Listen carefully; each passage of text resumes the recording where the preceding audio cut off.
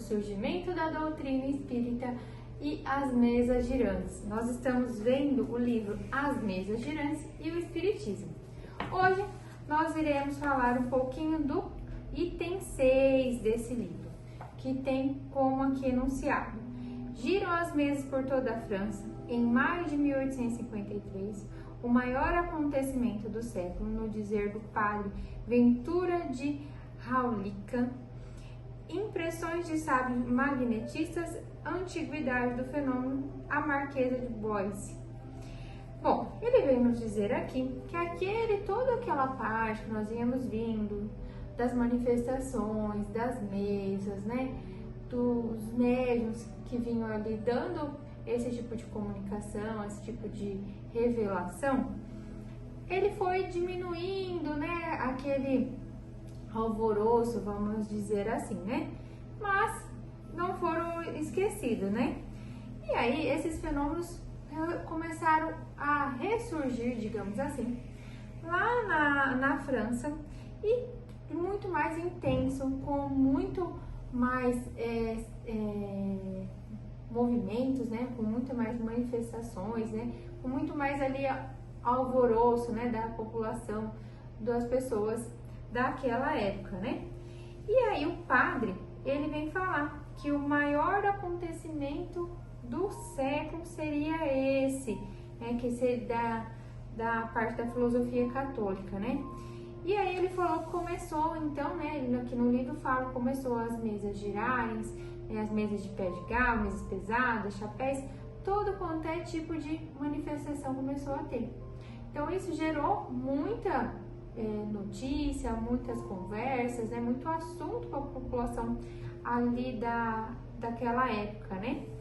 E começou então a alguns terem a manifestação, e aí ele vem trazer que assim, aqueles de alguns que conseguiam fazer a manifestação e aqueles que a maior parte que não conseguiam, começava a maldizer daqueles que conseguiam, né, que aqueles que estavam conseguindo, que era charlatão e tudo mais, e aqueles que conseguiam, né, diziam que era falta de credibilidade deles, né, daqueles que não conseguiram, né, porque eles não conseguiam, então eles achavam que os outros também não estavam conseguindo, e aí ficava-se aquela muro, né, entre as pessoas que participavam ali, que viam, né, existe, não existe, as mesas giram, as mesas não giram, então cada hora um falava uma coisa, uns falavam que era charlatanismo e outros acreditavam, né, no movimento das mesas.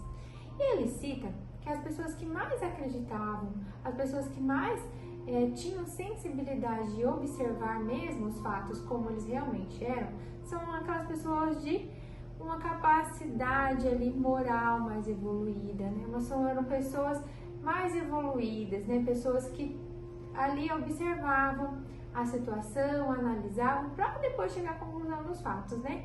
É como aquela história, às vezes você chega numa situação, vamos supor, num acidente, e você fala, fulano tá errado, você não observou toda a história, todo o contexto, né? Então ele vem mostrar que aqueles que não acreditavam eram aqueles que tinham visto ali, gira, não gira, e porque tinha realmente muitos charlatões que queriam só causar ali a alegria, né, as risadas, né, divertimento das pessoas que estavam ali, não tinham um trabalho sério, né? E a gente sabe, a gente já vem estudando, a gente estuda, fala aqui, se você não viu, a gente vai falar de novo. A espiritualidade, ela não se ocupa disso, né? De querer arrecadar dinheiro, de causar grandes expressões. O objetivo aqui é a comunicação, né? O melhoramento, né? O desenvolvimento, né? É o conhecimento, a caridade, né? E aí ele vai ainda falando, né? Que para espanto muito, né? Das pessoas, a ciência acadêmica começou a estudar, né, com os especialistas do magnetismo. E ele vem citar dois que observaram, então, essas mesas girantes que tem o renome, né, nessa obra, né. O Dr. A. Mayer, que é o primeiro que ele fala, assim, que queria estudar, né, acaso uma força nova que vem e deve ser revelada? Então ele cita que é todo mundo que a ciência deve explorar, que talvez seja a chave de uma nova ciência que estava vindo, que estava surgindo e trazendo grandes revelações. E ele ainda cita, que eu acho muito interessante: saudemos, pois, com regozijo essa era da regeneração que se anuncia, cuja missão será purificar a humanidade das doutrinas materialistas que a desviam do seu rumo. Muitas das coisas que a gente vê em várias, para não dizer que em todas as obras do Espiritismo, é que a doutrina espírita, ela foge totalmente do materialismo, né? E ele vinha observando e percebeu essa relação ali. E um outro magnetista famoso que ele cita é o Barão do Potete, do jornal Magnetisme, que ele, em 10 de maio de 1853, ele também faz a sua descoberta. Ele fala assim, que hoje o que se manifesta é um grande acontecimento. A luz vai brilhar das trevas e as trevas compreenderão.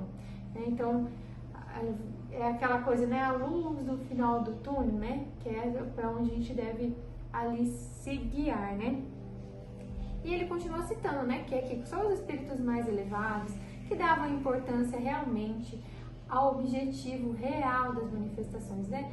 Não tinha interesse próprios, egoístas, né? De querer saber revelações próprias, pessoais, né? E sim todo o conhecimento que aquela nova ciência que estava surgindo vinha revelar, né?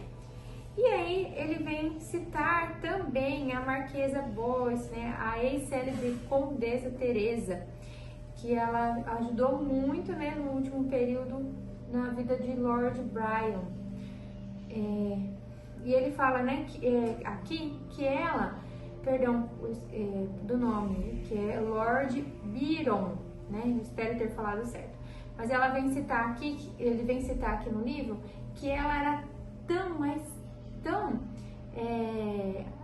tinha tanta credibilidade, ela acreditava tanto nas mesas girantes, tanto nessa força, tanto nesse tipo de comunicação, que ela enviava convites para as pessoas e admiradores irem para ver as manifestações, irem nas reuniões onde tinha, né, as mesas girantes. E aqueles que eram céticos, que não acreditavam de maneira alguma, com o convite dela, com toda a credibilidade que ela passavam a admirar toda aquela tipo de manifestação e aqueles fenômenos, né?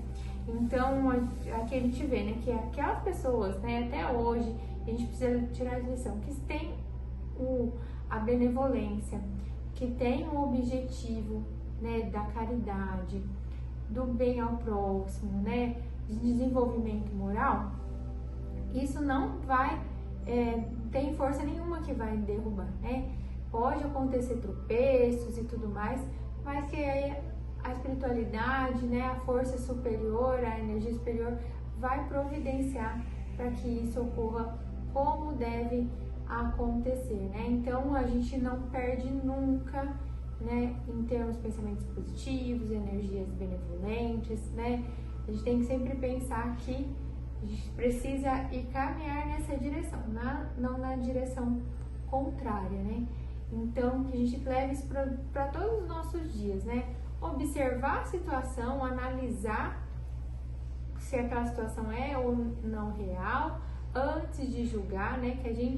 Eu vi uma frase que gostaria de compartilhar com você, né? Fale muito de Deus, pouco de você e nada dos outros. Acho que traz uma reflexão muito grande, né? Então, que a gente busque muito a Deus, muitos ensinamentos dele, né? A gente não fique ali falando, se vangloriando de nós, e o outro é problema dele com Deus. A gente não tem nada a ver com isso, né? Espero que vocês tenham gostado. Convido mais uma vez para vocês lerem, né? Eu peço desculpa se eu pronunciei algum nome aqui errado, mas são nomes franceses, né? A língua francesa aqui não tá afiada, não. Mas espero que ao final do livro já ficar ali afiadíssima. E para vocês verem, porque é muito interessante, gente. Você começa a ler, aquilo vai te prendendo, você vai, parece que, vivenciando toda aquela situação, toda aquela história. É muito interessante e vale a pena a leitura. Um ótimo e abençoado domingo a todos nós e mais uma vez, gratidão!